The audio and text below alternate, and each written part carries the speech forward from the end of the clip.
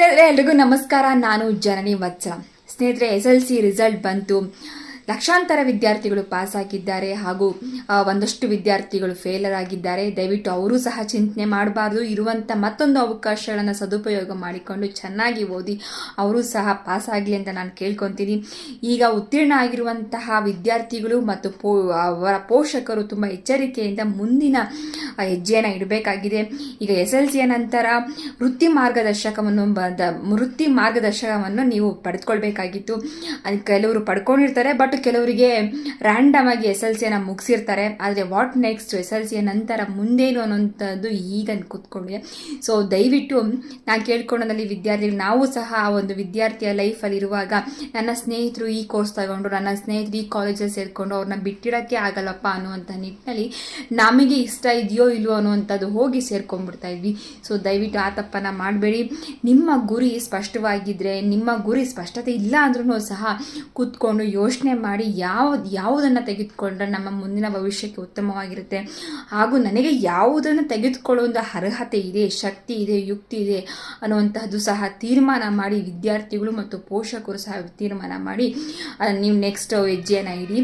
ಹಾಗೂ SLCಯ ನಂತರ PUCಯಲ್ಲಿ science, commerce, arts ಹಾಗೂ ಡಿಪ್ಲೊಮೊ, ITI ಹೀಗೆ ಸಾಕಷ್ಟು ಕೋರ್ಸ್ಗಳು ಇದ್ದೇ ಇದ್ದಾವೆ. ಅದರಲ್ಲಿ ನಮಗೆ ಯಾವುದು ಮುಖ್ಯ, ಅದರಲ್ಲಿ ನಮಗೆ ಯಾವ ಸ್ಕಿಲ್ ಇದೆ, ಯಾವುದು ತೆಗೆದುಕೊಳ್ಬೇಕು ಅನ್ನುವಂತಹ ನಿಟ್ಟಿನಲ್ಲಿ ನೀವು ಕೋರ್ಸನ್ನು ಆಯ್ಕೆ ಮಾಡಿಕೊಂಡು ಒಳ್ಳೆ ಕಾಲೇಜಿಗೆ ಸೇರಿಸಿ. ಹಾಗೂ ಈಗಂತೂ ದುಬಾರಿ ಕಾಲೇಜುಗಳು, ಖಾಸಗಿ ಶಾಲೆ ಇದ್ದಾವೆ, ಸರ್ಕಾರಿ ಶಾಲೆನೂ ಇದ್ದಾವೆ. ಸೊ ದಯವಿಟ್ಟು ನಿಮ್ಮ ಇತಿಮಿತಿಗಳಲ್ಲಿ ಪೋಷಕರು ನಿಮ್ಮ ವಿದ್ಯಾರ್ಥಿಗಳನ್ನು ಸೇರಿಕೊಳ್ಳಿ. ಯಾಕೆ ಅಂದರೆ ಒಂದು ಪ್ರತಿಷ್ಠೆ ಅಂತ ಬೇರೆ ಕಾಲೇಜಿಗೆ, ತುಂಬ ದೊಡ್ಡ ಕಾಲೇಜಿಗೆ ಸೇರಿಸ್ಬಿಟ್ಟು ಕೊನೆಯ ಹಂತದಲ್ಲಿ ನಿಮಗೆ ಆ ಫೀಸನ್ನು ಕಟ್ಟಲಿಕ್ಕೆ ಆಗ ಸಂಕಷ್ಟಕ್ಕೆ ಒಳಪಡಬೇಡಿ.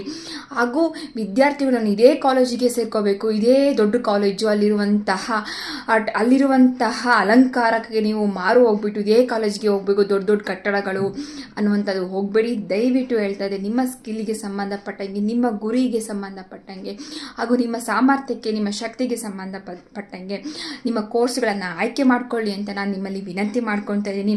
ಹಾಗೆಯೇ ಈಗ ಮುಂದಿನದಾಗಿ ಇರುವಂತಹದ್ದು ಹೆಜ್ಜೆ ತುಂಬ ಮುಖ್ಯವಾದಂಥದ್ದು. ಲೈಫ್ ಲಾಂಗ್ ನೀವು ಇದನ್ನು ನೀವು ಓದುವಂತಹದ್ದು. ಈಗ ನೀವೇನು ತೆಗೆದುಕೊಳ್ತೀರೋ, ಸೈನ್ಸ್ ತೊಗೊತೀರೋ, ಡಾಕ್ಟರ್ ಆಗಬೇಕು ಅನ್ನೋರು ಸೈನ್ಸ್ ತೊಗೊತಾರೆ, ಕಾಮರ್ಸು ಹಾಗೂ BA ಕಾಮರ್ಸು ಹಾಗೂ ಆರ್ಟ್ಸು, ಡಿಪ್ಲೊಮೊ, ITI ಹೀಗೆ ಸಾಕಷ್ಟು ಕೋರ್ಸ್ಗಳಿದ್ದಾವೆ. ದಯವಿಟ್ಟು ನೀವು ಆಯ್ಕೆ ಮಾಡ್ಕೊಳ್ಳಿ. ಹಾಗೂ ಪೋಷಕರು ನಿಮ್ಮ ನಿಮ್ಮ ಮಕ್ಕಳಿಗೆ ಪ್ರೋತ್ಸಾಹ ನೀಡಿ ಅಂತ ನಾನು ಕೇಳ್ಕೊತೀನಿ. ನಿಮ್ಮ ಭವಿಷ್ಯ ಉತ್ತಮವಾಗಿರಲಿ ಅಂತ ನಾನು ಕೇಳ್ಕೊಳ್ತಾ ಎಲ್ರಿಗೂ ನಮಸ್ಕಾರಗಳು.